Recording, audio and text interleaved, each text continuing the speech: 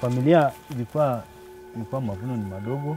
Pia ilikuwa naweza kukuta mazao kidogo nayapata, nauza kwa sababu nipate maziwa kwa ajili ya watoto. Nilikuwa na mawazo sana ya maisha ya kila siku kwamba yatakuwaje kesho.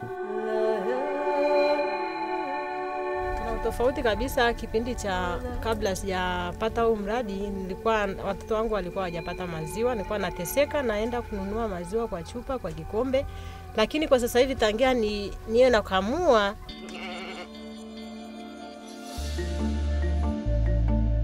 Nimeweza kupata maziwa ya kutumia mpaka na ya kuuza. Kwa hiyo napata mahitaji madogo dogo.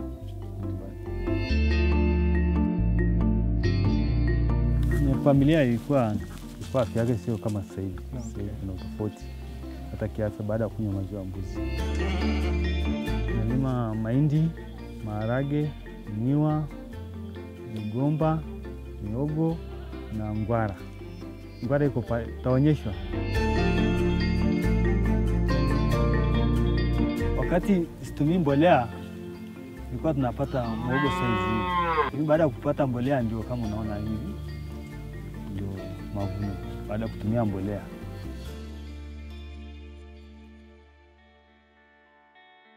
Kwenye sala kila wakati, hata kwa mazingira niliyokuwa nayo hapa bado sijaridhika, maana mazingira yangu yako chini sana.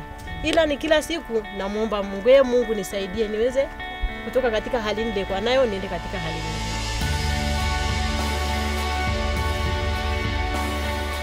Laiti ningekuwa nawajua vizuri, ningeongea nao ili waweze kuniangalia mazingira niliyokuwa nayo na waweze kunisaidia. Nashukuru sana kwa sababu yule mbuzi kweli amenisaidia. Kwa shukrani nazidi kushukuru sana.